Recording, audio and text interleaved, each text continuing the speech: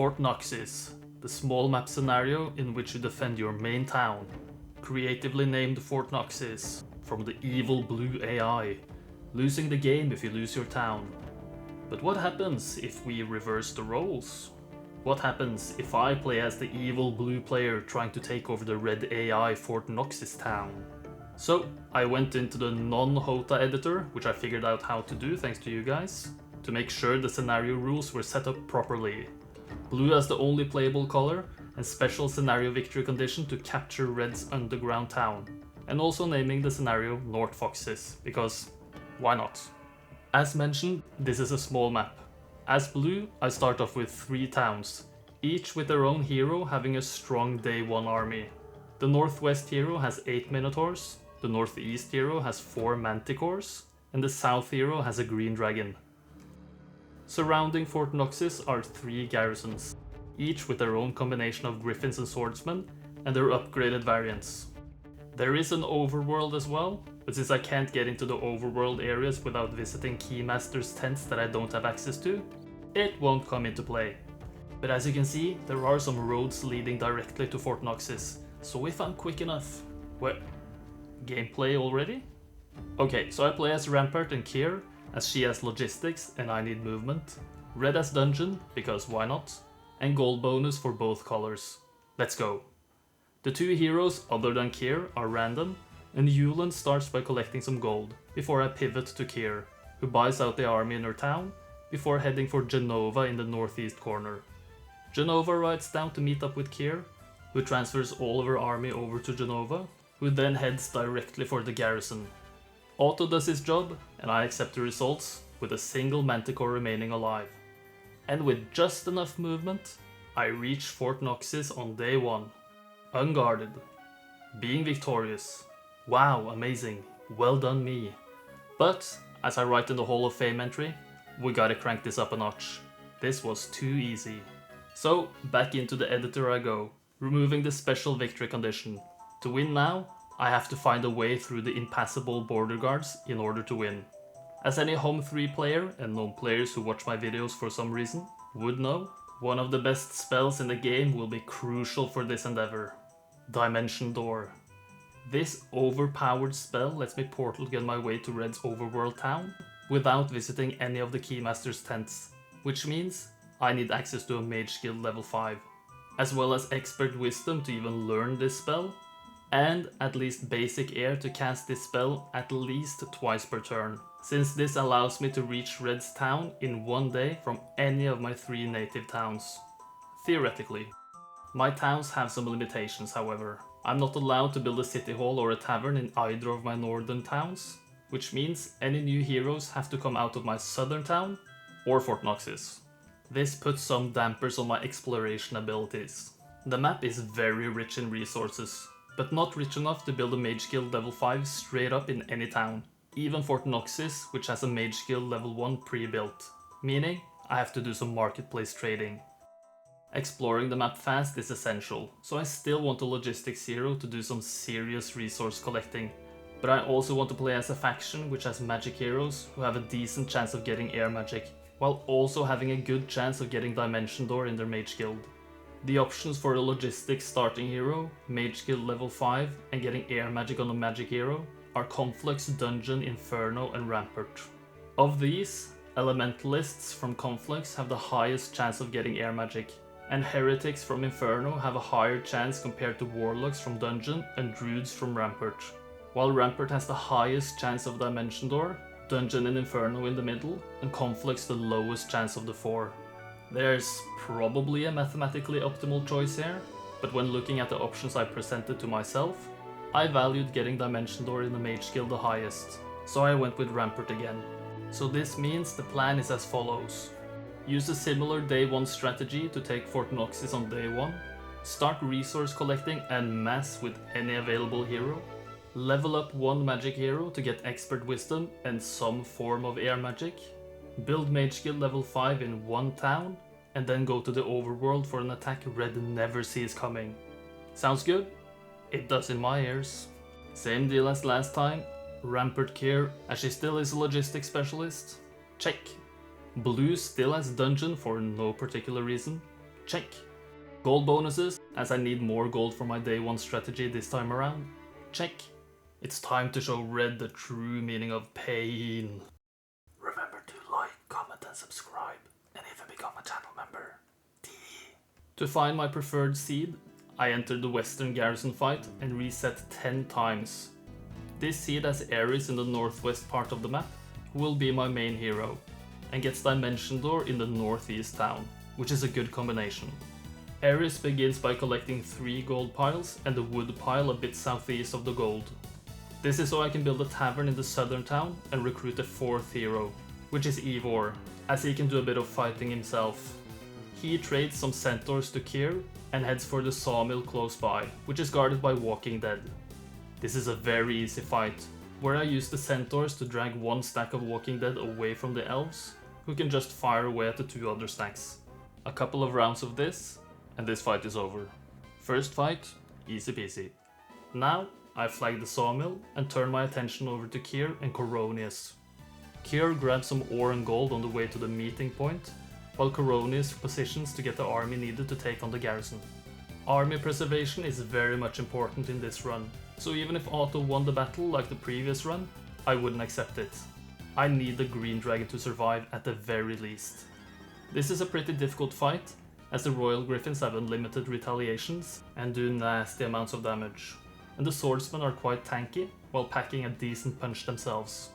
The idea is simply to do as much damage to the Griffins with the dragon as soon as possible, while taking retaliation with the centaurs on the swordsmen, and whittle them down with the manticores. This only works on turn 2, as the speed of my creatures won't let me take a second retaliation while also hitting with the manticores. If I had a 5th centaur stack, I would be able to, but I messed up the Ivor trade to Kyr earlier. Oh well. So I lose a manticore on turn 3 to a swordsman hit. I wait with the dragon on turn 4 and let the final centaur die to a griffin hit, while going for the swordsman with my manticores, taking a nasty retaliation, plus regular hit in return, losing a 2nd manticore. Now I can take retaliation on my dragon with no risk, which makes the rest of the fight a breeze. A couple of hits later, and the fight is simply over. I lose 2 manticores, which is 1 more than necessary, but it's fine. I leave them in the garrison to dissuade Red from leaving the middle zone and kill Kyr, and head for Fort Noxis with Coronius, which is obviously free as it's still day 1. Finishing off the turn, I build a marketplace in my Mage Guild town, and end off a hefty day 1. Red's hero, Jaeger, steals some of my resources, which angers Coronius and Otto, who take Jaeger out with a single green dragon. Meaning, Red's only presence underground is taken care of, so I have free reign to do whatever I want underground until I'm ready to go to the overworld. Afterwards, Coronius and Kyr meet up at the garrison, and Kyr gets her dragon back, immediately going for the nearby alchemist's lab, guarded by lizardmen. Otto, again, wins the fight, so I flag the lab and begin collecting more resources, before setting Kyr's sights south again. Coronius will start collecting resources and flagging mines in the middle zone. Ares collects some ore, and takes on the Gem Pond Guard fight against Gogs. If I don't split up the Minos, I will lose at least 2 of them, so a simple move like that saves cow lives and my time. On towards the gold mine to the north, and to the east over the next few days.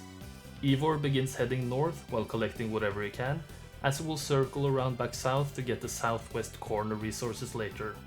And my final hero, Sephiroth, is recruited, as she has the +1 crystal specialty, which, as you'll see later, saves me several thousand gold in trading. So she's an excellent pickup. She goes for the ore pit guarded by hobgoblins, losing all her harpies and 7 trogs in the process. Decent enough, so I accept the results and flag the pit, before heading southeast, making sure to build a mage guild in the correct town as well. In order to make this video easier to follow, I'm gonna skip over actionless stuff like resource collecting on non-main heroes who do no fights. Kyr, however, fights. She goes for the incredibly camouflaged abandoned mine guarded by troglodytes, which Otto loses, but it's a simple case of waiting and doing double breath attacks to win. The troglodytes line up very nicely for some reason, which confuses me a bit, as the AI is usually quite decent at not doing that. No complaints from me though, but I get the +2 ore per day, not ideal. Otto then takes out the wood elves, and Kier can collect gold from the 2 chests, as well as the dragon wing tabard, a nice bonus. Eris, meanwhile, trucks on towards the nearby gold mine, handily taking out the infernal trog guards. After every hero has made their moves, I build a mage guild level 2, as well as 2 more marketplaces. On to day 4. Coronius and his manticores engage some wraiths, easily winning, picking up an inexhaustible cart of ore. Nice! I'm gonna be swimming in ore here with the abandoned mine income, as well as this artifact. Eris finds a couple of chests, leveling up into advanced and then expert wisdom, meaning he can learn dimension door now. Of course also picking up the gems nearby, as he as well has to do the dirty work of picking up the resources even though he's the main hero. Kier then meets up with Sephiroth, transferring the dragon over so Sephiroth can flag the crystal cavern, guarded by griffins, picking up a bunch of gold in the process, in addition to the mine flagging. I build a final marketplace in Fort Noxis, but I don't start trading yet. And I can't afford another mage guild level, so I've skipped 2 days of building now. On day 5, Kier gets her dragon back again, and flags yet another gold mine, picking up pile after pile of gold afterwards. Eris is on a chest crusade, getting even more XP from them, leveling into intelligence. No air magic yet though. But I start marketplace trading now, using my immense amount of gold to fund mage guild level 3. I do the absolute minimum trading I can, as I pick up more and more resources every day anyway, and it's gonna be tight resource wise. You'll see. The 4 side heroes only collect resources on day 6, but Eris? He's on a warpath. Getting advanced intelligence from chest XP, he then refuses some mummies from joining, which insults them for some reason, attacking me. Otto smashes them, so that was disappointingly easy peasy. Next in line are some fire elementals. Otto loses a couple of Minos here, which I can't stand for. I wait on turn 1, let the elementals move, then defend. Waiting on turn 2 as well, but now there's a relatively isolated top stack, so I take out one of the middle stacks before going for the top stack, one-shotting both of them, and getting a nice morale as well, which lets me wait. I take a flaming hit from one fire stack, but the remaining 2 cannot reach, so after they move, I extinguish them both in quick succession. Good fight with no losses. And the following level up finally gets me basic air magic.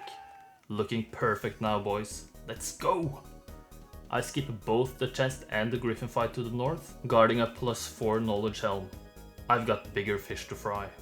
On day 7, I send Coronius, who ended far up in the northeast last turn, to recruit some centaurs from the nearby town. Send Kier up to Coronius, transfer the manticores and centaurs and the ore cart to Kier, who in turn transfers the army plus both of her arties to Eris, who, after Kier moves out of the way, takes on the Griffin Conservatory. This is only guarded by 50 griffins, making it a possible objective. Any bigger and it's off limit. My dragon and manticores gang up on the top left stack, while my moo-moos go for the bottom left stack, leaving the centaurs for dead to the rightmost griffins. Before they die, I send them as far to the right as I can, in order to keep the griffins out of range of my useful creatures. A couple of retaliations take out most of the left griffins, and the final ones die the next turn. I wait with my Minos afterwards, going in for a big hit after the griffins move.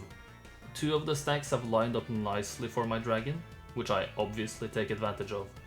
The manticores and Minos together wing clip the bottom stack, but the remaining 10 stack make a martyr out of 1 manticore. I will avenge it. Which I do with a big combo dragon and cow hit. GG, well played. All in all, I sacrifice 1 cat for 1 angel. A good trade in my book. Afterwards, I move Coronius out of the way, send Eris into town, transfer everything but the angel over to Coronius, who in turn sets his sights on the crown of the Supreme Magi. Finally, I do some more trading in order to afford Mage Guild level 4, but it's gonna be tight on the resource part. So before I end the turn, I recruit some free centaurs on Ivor, who will do some very necessary fighting the next day. With his extremely bad week 2 day 1 army, he takes on some lizardmen guarding the only mine I haven't flagged. Auto loses, but I use the extremely cunning strategy of just wait with my shooters and finish with auto combat strategy, which wins the fight. I'm really not sure why this wins the fight, but it does, so who am I to complain? Auto works in mysterious ways. Ivor absolutely skips flagging the mine and just goes for the resources, getting 4 sulfur and 1200 gold in total. Sephiroth and Kier pick up some gold as well, before Coronis makes quick work of the Griffins, picking up the +4 knowledge artifact. Now, let's see how tight the resource trading gets. Without the last second resources Ivor got, I would not be able to afford this. I would be left with less than 1000 gold, making this very, very close. Of course I could have waited one more day, but that would kinda just, not be what I'm trying to do. Anyway, now I send Ares out, getting army and the helm from Coronis and going through the subterranean gate. One dimension door puts me directly next to a red hero, and I cannot underline enough just how lucky this was. This never happened in any practice run, so of course I take Damacon on. Auto wins quite convincingly, and Damacon flees the auto fight, but just in case Red has a massive ace up their sleeve, I wanna do this myself. I wait with everything, taking some damage from a beholder hit on my Minotaurs. The Minos can't reach anything, my Manticore is too weak to do anything, but my dragon, he's thirsty for some harpy blood, taking out 4 of the 12 Damacon has. Before sending in the angel, I ice bolt the 61 troglodyte stack, freezing off 18 of them. The angel removes a further 17, before going for the beholders with both it and the dragon, leaving only 4 eye boys. I don't risk a Manticore hit, and Damacon sees an opportunity to damage my dragon, hitting it with all he's got, but it does nothing. So I haste the Minos, making them reach the harpies, taking them all out. I eyeball the damage, pun absolutely intended, thinking I might not kill all of the remaining beholders and trogs without the magic hit. I probably would have done in hindsight, but a frost ring secures it. The 15 leftover trogs are crushed into angel dust, while the one-on-one between the dragon and the beholder ends in my favor. Damacon has no opportunity to flee, and I get a massive reward of a bird of perception. Yay. DD number 2 puts me right in front of Red's town gates, seeing a red hero to the west. I stroll in as it's unguarded, recruit Euphratin, the dwarf god. Check the tavern to make sure this is Red's final hero, which it most likely is. It's rampart on rampart action, as Euphratin takes on Yuland. I figure we haven't seen a single auto fight today, so let's finish on a bang. Auto goes full offensive as usual. Isn't it wonderful to see such computerized gusto in action? Yuland doesn't stand a chance to the might of the dwarf. No losses, Red is vanquished. I am victorious. In 8 days! Pretty nice for this mini challenge. 448 score and Archangel rank? Feels good, man. I really enjoy this kind of reversing the roles kind of playthrough. I want to do more of it. Probably on scenarios I've already done. Unless you guys have some really cool scenarios to suggest. Could this be done faster? If it could, I have literally no clue how. The resources were super tight, and there's no way I could see at least to get past the border guard without mage skill level 5. So I'm pretty satisfied with my own gameplay this time around. Anyway, I hope you enjoyed watching. I enjoyed playing this immensely. I would really appreciate a like, comment and a subscription if you haven't subscribed already. Ballista channel members get access to my videos a day early, so feel free to join, but no pressure. I hope to see you next time, and that you have a might and magically good day. Bye bye. A massive shout out to my channel members: Onufry, Sebastian Kopacz, Manajarmer Running Skull, Dante, Dovid, Original Lamester, Alexanders, Quamosti, Milkman, Matt Age, Seal Oil, Anubnimus, Radnosorth, Licka, Rick Vishaupt, and Escubani. Thank you very much, guys.